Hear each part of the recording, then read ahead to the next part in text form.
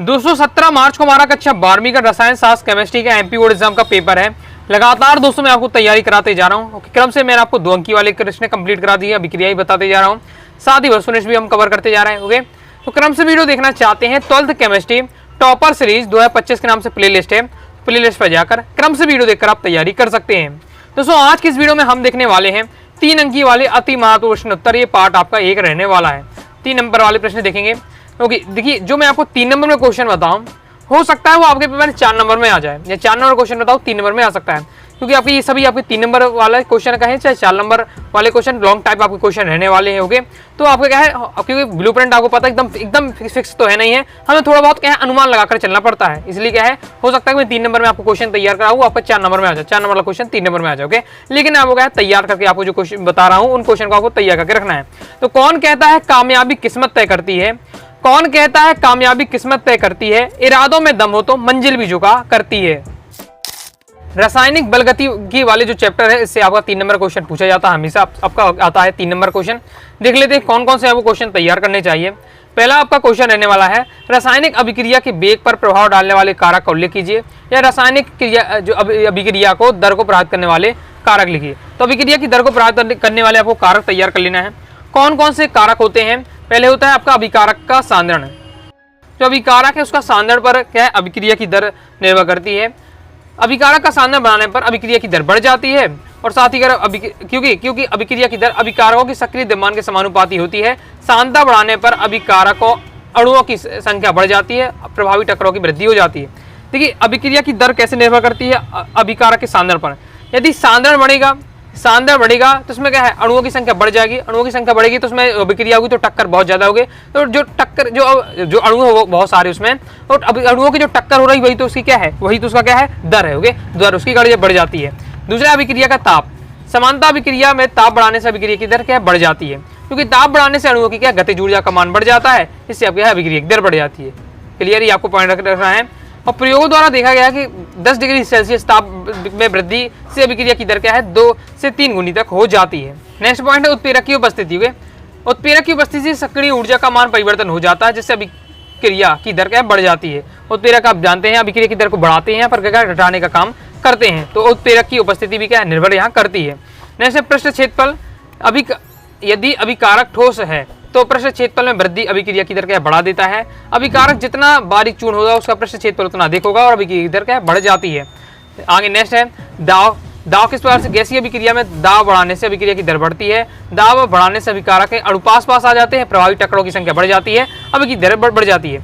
Main आपका रहता है जो अभिक्रिया हो रही है, जैसे मान लीजिए हमने कोई बीकर लिया है, देखिए इसमें दो हमने क्या है, 2 ठो इसमें कोई पदार्थ मिला जो आपस में क्रिया हो रही है। तो जो क्रिया का मतलब है कि इनमें जो इनके जो टक्कर हो गए इनके अणुओं के बीच, वो जितनी तेजी से टक्कर करेंगे उसकी मतलब उतनी तेजी से इनकी क्या है, अभिक्रिया की दर बढ़ रही है। टक्करों की संख्या कम है तो अभिक्रिया की दर बढ़ रही है। तो अभिक्रिया की दर पूरे जो इनके अणु हैं उनके टक्करों की संख्या पर निर्भर करते हैं।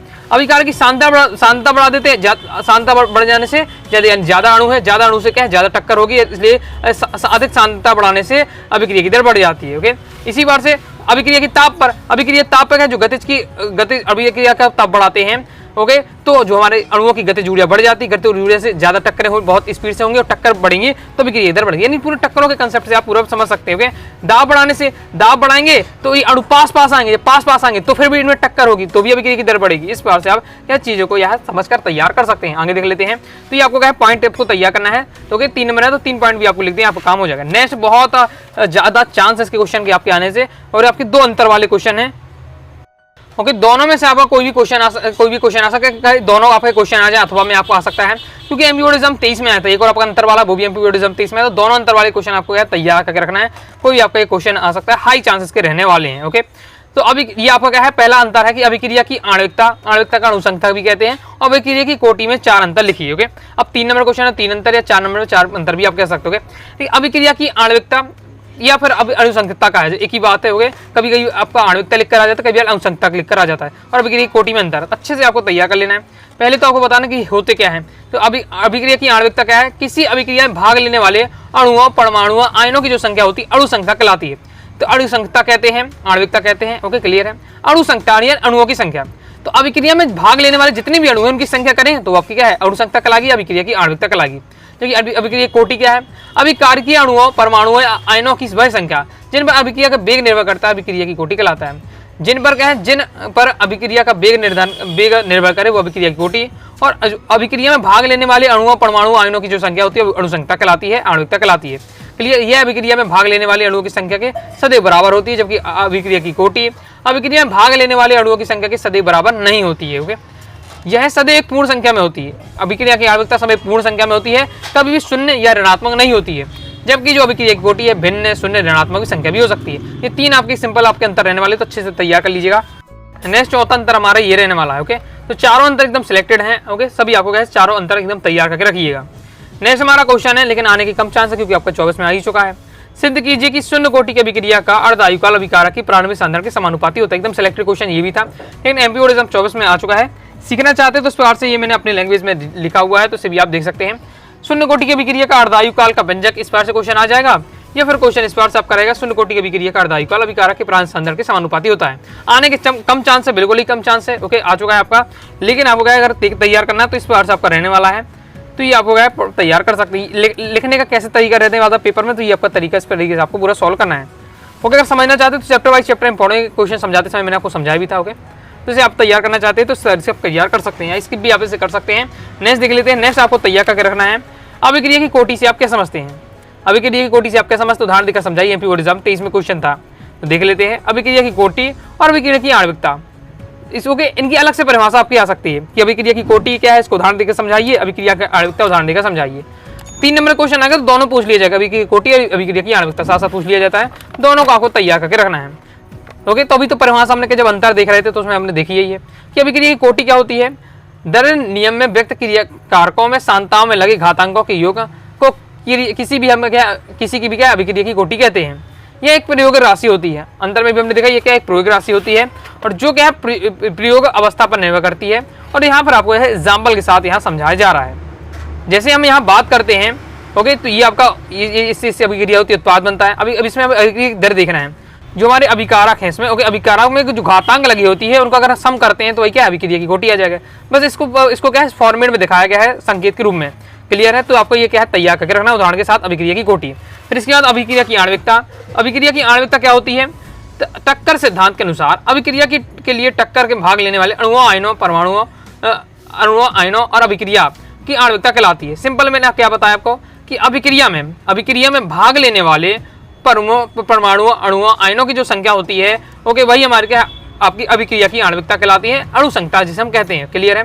और यह सदैव हमेशा पूर्ण संख्या में होती है। जो हमने अंतर में पॉइंट लिखे ना वही आपको बताना, कुछ अलग नहीं है कि अगर आपने अंतर तैयार कर लीजिए समझ लीजिए टॉपिक तैयार होगी कि वही बातें बस बताई गई हैं, और लिखने का तरीका है। कई बार क्या है अभिक्रिया की आणविकता और अभिक्रिया की कोटि में अंतर आएगा, तो मैं आपको बता चुका हूँ। या फिर आपका आ जाएगा परिभाषा उदाहरण से लिखी, तो परिभाषा उदाहरण से आए तो इस फॉर्मेट में लिखना है। अंतर आए तो जो मैं आपको पहले अभी आपको इस तरीके से बताया, ये आपको क्या है अंतर अगर पूछा जाता तो ऐसे आपको लिखना है। और आपको आता है परिभाषा उदाहरण लिखी तो इस फॉर्मेट में लिखना है। बात वही रहने वाली है, फॉर्मेट थोड़ा आपका अंतर रहता है। नेक्स्ट ये अंतर भी आपको तैयार करके रखना है। हाई चांस है एमपी 23 में आया था, तो ये भी आपका आ सकता है। ओके, ये आपका अभिक्रिया की दर और दर स्थिरांक में अंतर, तो बिल्कुल कंफ्यूज नहीं होना है। वो था आपका क्या अभिक्रिया की आणविकता, अभिक्रिया की कोटि में अंतर, ये आपका अभिक्रिया की दर और दर स्थिरांक में अंतर। दोनों आपके एकदम हाई चांस के आने से कोई भी आपका एक आ सकता है। ओके, दोनों आ सकते हैं अथवा में। ओके, तो इसलिए आपको क्या पढ़ के एकदम रखना है। तो अभिक्रिया की दर और दर स्थिरांक में अंतर, देखिए अभिक्रिया की दर क्या होती है? इकाई समय अभिकारक के सांतरण में कमी या उत्पाद के सांद्रता में वृद्धि होती है, ये आपकी अभिक्रिया की दर है। जबकि दर स्थिरांक, दर समीकरण में समानुपातिक स्थिरांक हमारा क्या है? दर स्थिरांक कहलाता है। तो किसी भी समय अभिक्रिया की दर अभिकारक की सांद्रता पर निर्भर करता है, जबकि दर स्थिरांक का मान अभिकारक की सांद्रता पर निर्भर नहीं करता है। अगर अभिक्रिया की दर, ये आपको याद भी रखना है, ऑब्जेक्ट में पूछा जा सकता है। अभिक्रिया की दर मोल लीटर इनवर्स आपका समय इनवर्स होती है, जबकि इसकी इकाई अभिक्रिया की कोटि पर क्या निर्भर करती है। नेक्स्ट आपको इस बार से पॉइंट दिया हुआ, तो क्या आपके हैं 3 पॉइंट तो कम से कम आप रखिएगा, ये चारों पॉइंट भी आप पढ़ लीजिएगा। ओके, नेक्स्ट देख लेते हैं। नेक्स्ट दोस्तों हमारा क्वेश्चन है छद्म कोटि की अभिक्रिया को उदाहरण से समझाइए। एमपी बोर्ड एग्जाम 22 में क्वेश्चन था, रिपीट हो सकता है, पढ़ के रखना है। ओके, तो अभी आपको 2 नंबर में भी आ सकता है, शॉर्ट टाइप क्वेश्चन है, और 3 नंबर में भी आ सकता है। ओके, पढ़ के आपको रखना है। छद्म कोटि की अभिक्रिया है, समानतः साधारण अभिक्रियाओं की कोटि और आणविकता समान होती है, परंतु कुछ अभिक्रियाओं में अभिकारकों में से इतनी अधिक मात्रा में होते हैं कि उसमें से थोड़ी सी कमी अभिक्रिया की दर को प्रभावित नहीं कर जाती है। अतः ऐसी अभिक्रिया क्या है कि कोटि और आणविकता में अंतर हो जाता है। यानी यहाँ क्या समझाया जा रहा है कि अभिक्रिया की क्या है, नॉर्मल साधारण अभिक्रिया होती है, उनकी अभिक्रिया की कोटि और जो आणविकता होती है समान होती है, लेकिन कुछ अभिक्रियाओं में क्या है, अभिकारक की मात्रा इतनी ज्यादा हो जाती है कि थोड़ा बहुत उसमें हम कम भी कर देते हैं तो कोई फर्क नहीं पड़ता है। ओके, इससे क्या है, अभिक्रिया की कोटि और आणविकता में फिर अंतर आ जाता है, डिफरेंस आ जाता है। तो मैंने आपका यहाँ रहने वाला है छद्म कोटि अभिक्रिया कि वे अभिक्रियाएं जिनकी आणविकता 1 से अधिक होती है किंतु कुछ कारणों से प्रथम कोटि की अभिक्रिया जैसा व्यवहार करती हैं, आभासी या छद्म कोटि की अभिक्रिया कहलाती है। ओके, है नहीं लेकिन लगता है ऐसा। ओके, वे अभिक्रिया जिनकी आणविकता 1 से अधिक है, आणविकता 1 से अधिक है, लेकिन कुछ कारणों से प्रथम कोटि की अभिक्रिया जैसा व्यवहार दिखा रही है, वो आपको क्या है, प्रदर्शित करती हैं, आभासी या छद्म कोटि की अभिक्रिया। बिल्कुल सिंपल है कि उनकी आणविकता तो 1 से अधिक है लेकिन कुछ कारणों से प्रथम कोटि की अभिक्रिया जैसा व्यवहार कर रही हैं, तो आभासी कोटि की अभिक्रिया या छद्म कोटि की अभिक्रिया कहलाती है। अब एग्जाम्पल भी आपको तैयार करना है, ये मैंने आपको याद तैयार करके रखिएगा। ओके, शॉर्ट में 2 साल से पूछा जा सकता है। नेक्स्ट आपको शून्य कोटि की अभिक्रिया, एमपीओ एग्जाम 22 में 2 नंबर से यहाँ से क्वेश्चन आया था। ओके, उदाहरण भी आपको तैयार करके रखना क्योंकि उदाहरण के साथ आता है। तो शून्य कोटि की अभिक्रिया को उदाहरण से समझाइए। तो वे अभिक्रिया जिनका वेग क्रिया कारकों की सांद्रताओं पर निर्भर नहीं करता है, अर्थात सांद्रता की शून्य घातांक के समानुपाती होती है, शून्य कोटि की अभिक्रिया कहलाती है। ओके, ये आपका अभिक्रिया का उदाहरण दिया हुआ, तो इसे भी आपको तैयार कर लेना है। आगे नेक्स्ट हमारा क्वेश्चन है, अभी एमपीओ 24 में आ चुका है, कमी रिपीट होने के चांस है। लेकिन इस प्रकार से आपका क्वेश्चन है कि दर्शाइए कि प्रथम कोटि की अभिक्रिया में 99% अभिक्रिया को पूर्ण होने में लगा समय 90% अभिक्रिया के पूर्ण होने में लगा समय के क्या दोगुना होता है। इस प्रकार से आपका ये रहने वाला है, तो इसे आपको क्या तैयार करके रखना है। ओके, कमी इंपॉर्टेंट है, स्किप भी कर सकते हैं, लेकिन सिंपल क्या है, ये प्रथम कोटि की अभिक्रिया का जो आपका फॉर्मूला रहने वाला है, ये आपका रहने वाला है। ओके, अभी हम इसे निकालना भी देखेंगे किस प्रकार से निकलता है।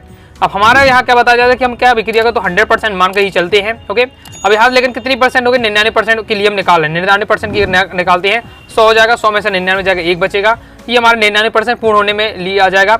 इसके बाद 90% पूर्ण होने की बात करते हैं, तो 100 तो आपका रह गए, लेकिन आप 100 में से आपका 90 माइनस होगा तो 10 बचेगा आपका, इस प्रकार से रहेगा। हम दोनों समीकरण 1 और 2 से हम क्या है दोनों का सॉल्यूशन करते हैं, तो हमारे इस प्रकार से रहने वाला है।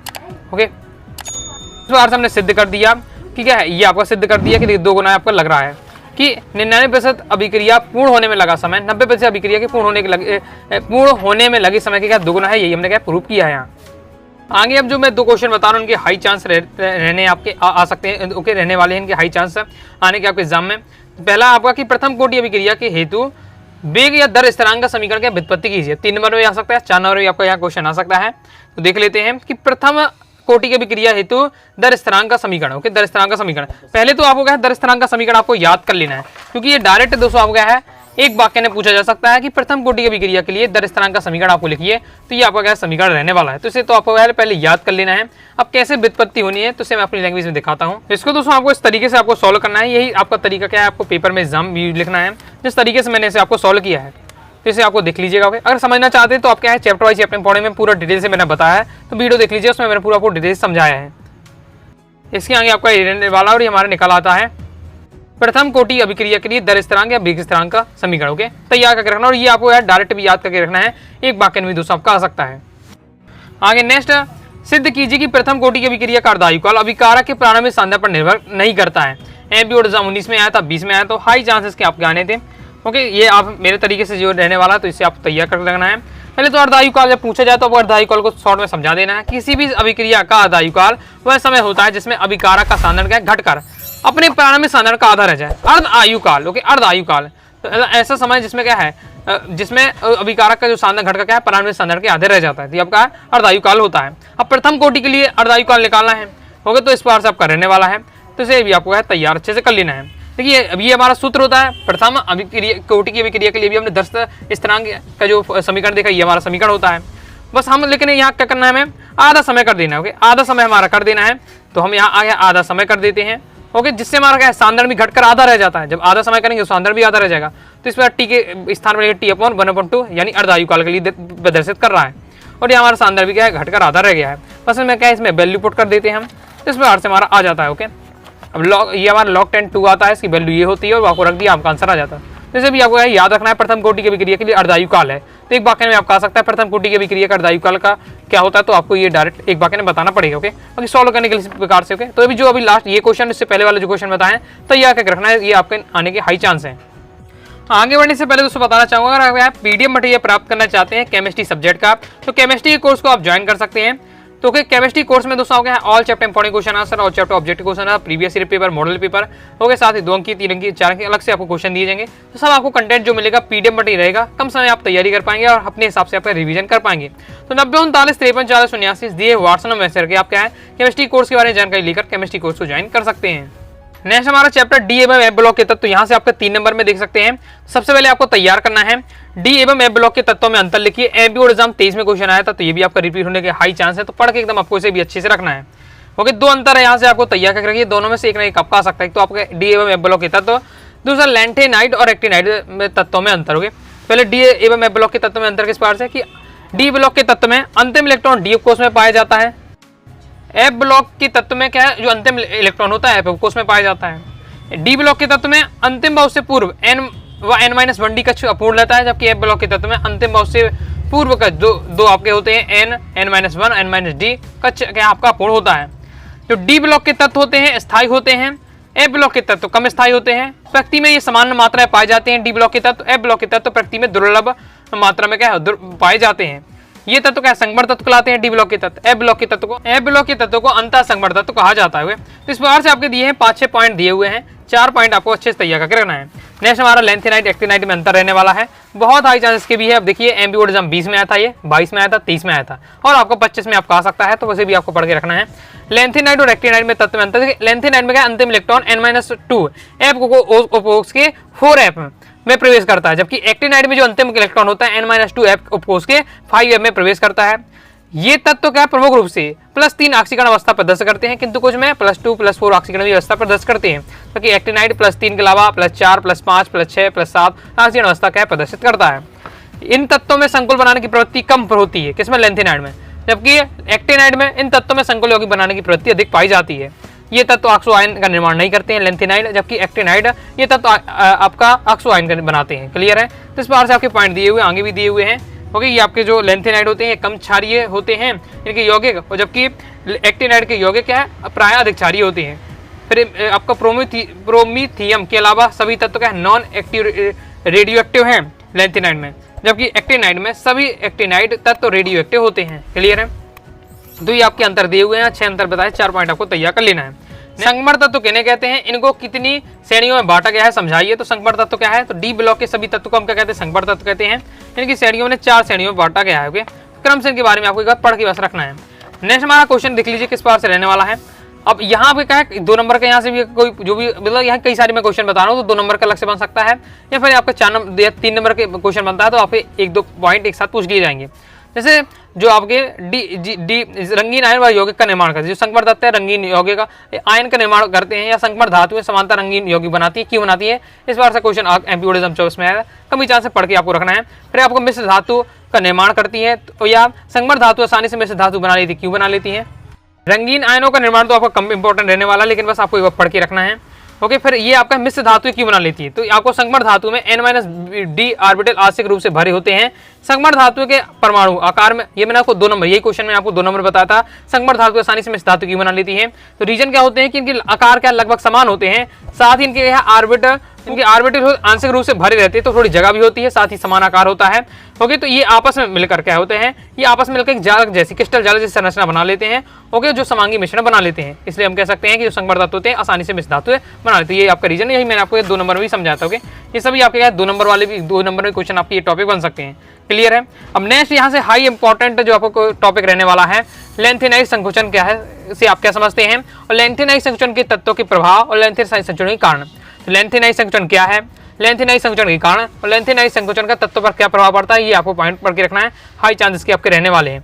तो जो आपके देखिए लैंथेनाइड संकुचन क्या है, लैंथेनाइड तत्वों के परमाणु क्रमांक बढ़ने के साथ साथ उनकी परमाणु एवं आयनिक त्रिज्या छोटी होती जाती है, अर्थात संकुचित होती जाती है। तत्वों के इस गुण को क्या लैंथेनाइड संकुचन कहते हैं। संकुचन यानी इस बार छोटा होता जाना, ओके, छोटा होना। तो लैंथेनाइड तत्वों के जब परमाणु क्रमांक बढ़ता है तो उनकी आयनिक त्रिज्या क्या छोटी हो जाती है, इसे हम कहते हैं संकुचित होती जाती है। यही आपका लैंथेनाइड संकुचन कहलाता है। अब फिर इसके बाद आपका कारण बताया जा रहा है कि क्या कारण है। तो लैंथेनाइड तत्वों के परमाणु क्रमांक बढ़ने के साथ साथ नया आने वाला इलेक्ट्रॉन बाह्यतम कक्षा में प्रवेश नहीं करता है, बल्कि n-2 उपकोष में क्या प्रवेश करता है। 4f उपकोष के इलेक्ट्रॉन में परिरक्षण प्रभाव क्या बहुत कम हो जाता है, अतः परमाणु क्रमांक वृद्धि से नाभिकीय आवेश में क्या वृद्धि हो जाती है, नाभिक का बयस बढ़ेगा, यानी नाभिक होगा सभी इलेक्ट्रॉन को अपनी ओर खींचेगा, सबकी ओर क्या खींचेगा, तो ना जो आपका परमाणु उसका आकार छोटा होता जाएगा, यानी संकुचित हो जाएगा, और यही हमारा लेंथेनाइट संकुचन रहता है। तो ये आपके कारण बताया तैयार कर लिए, 3 लाइन में आपको बताया, पढ़ के रखना है। लेंथेनाइट संकुचन का तत्व में क्या प्रभाव पड़ता है, हो सकता है आपका ये तीनों टॉपिक एक साथ पूछ लिए जाए, तो पढ़ के रखना है। तो देखिए तत्वों पर प्रभाव, पहले तत्वों के गुणों में समानता, दूसरा तत्वों का पृथक्करण, तीसरा रहने वाला आपका सहसंयोजक का लक्षण। तो ये आपके लेंथेनाइट संकुचन के तत्वों पर पड़ने वाले प्रभाव, तो इनको भी आपको तैयार करके रखना है। तो ये आपका महत्वपूर्ण टॉपिक रहने वाला है, ओके, लेंथेनाइट संकुचन वाला, तो पढ़ के इसे आपको रखना है। तो इस पर अर्थ दोस्तों मैंने आपको सिलेक्टेड अभी 3 नंबर वाले क्वेश्चन बताए, कुछ और आपके रह जाते हैं, हम क्या है सेकंड वीडियो में कवर करेंगे। तो वीडियो पसंद आए लाइक करके सब्सक्राइब जरूर कर दीजिएगा। साथ ही दोस्तों आप क्या है कोई भी डाउट आता करो से आप जरूर पूछ लीजिएगा, टेलीग्राम चैनल व्हाट्सएप चैनल को ज्वाइन कर लीजिएगा। मिलते हैं नेक्स्ट वीडियो में, तब तक के लिए बाय बाय।